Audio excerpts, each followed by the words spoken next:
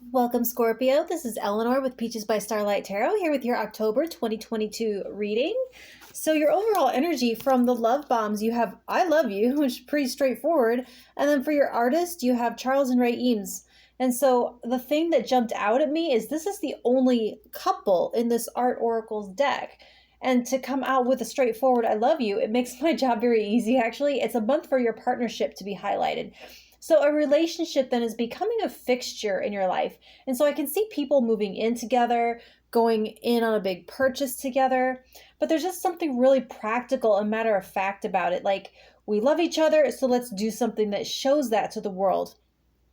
In a weird way, like putting the relationship to the IKEA test, which you'd only get if you've ever watched 30 Rock, but like, I don't know how to explain the odd thrill of the first grocery shopping trip you make with someone you've only been dating or playing with.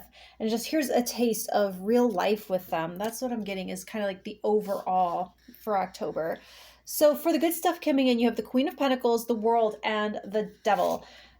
So I actually see you kicking a habit or an old relationship pattern, whether it was something that was depleting your health or your bank account, or it could have been choosing lovers who were draining your health or your bank account. That cycle of choices is ending for you here. And for some of you, it's because you finally choose yourself. And for others, it's finally seeing that having no relationship is better than having one that is a prison.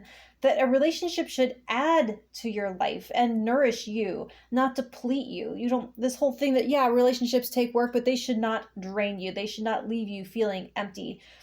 So you're healing yourself in a way that you'll never again be vulnerable to that codependency.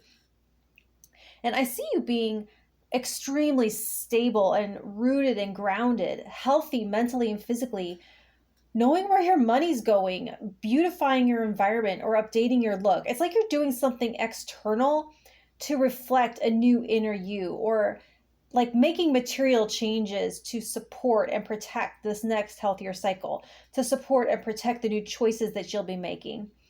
I'm hearing something like, I've done my time. So it's like you've done your time, and now it's time to cut those toxic cords and prepare for a mutually supportive, emotionally stable partnership, because that's your overall energy of the month. A grounded, not stormy, not drama ridden, not fraught, loving relationship. It's a new attachment style, the connection that you've always been worthy of if only you believe it, right? So for the tough stuff, you have the Two of Cups, King of Cups, Two of Wands. This is actually a fascinating combination to have. All of this emotional, loving connection, harmony, and support coming in as your challenge. So I'm not sure if it's because you have so little experience being treated the way you should be, if you doubt that it's real, if you're struggling to open up to being that vulnerable. But with the Two of Wands, it's definitely unfamiliar territory, a connection style that you might have no context for. Like maybe no one in your environment ever modeled it for you, or you haven't accepted that there's something here where it takes two. And while yes, you are attracting someone more aligned with a higher version of yourself, you do have to lift yourself to some degree to meet them there. Or I should say, a big part of what's happening in this top row is you becoming the partner that you deserve. And that's what calls in that person, you being that for yourself first. So it's about being your own savior. Like, you know what makes me think of, like, Danielle in Ever After? Is that the Drew Barrymore Cinderella story? I hope that's the right one. But like the prince rides up to rescue her, and she comes out having already done it. But the challenge was still there. She still had to rise to that occasion. She had to stand up to her captor and free herself and face that challenge. So your advice is the Three of Wands, Ten of Cups, the Hangman.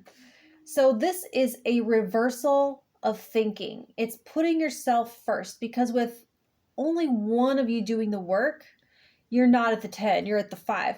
So you're becoming a lighthouse, a beacon. You're calling this in by reversing your idea or concept of partnership. So instead of it being something that comes in out of luck or destiny, or to do something to validate or lift you up or your self-esteem, you do all these Queen of Pentacles things because you love yourself.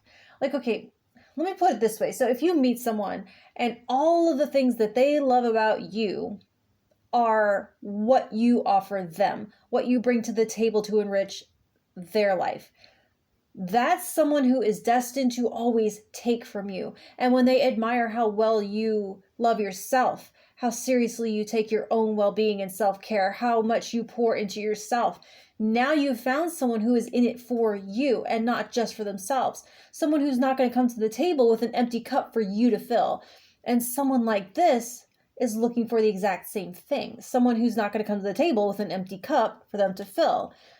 Two people, two full cups at the table, the potential happiness and fulfillment literally knows no limits. So that's what I have for you, Scorpio, in October. And if it helps at all, let me know by hitting that like button, and I will talk to you in November. Thank you.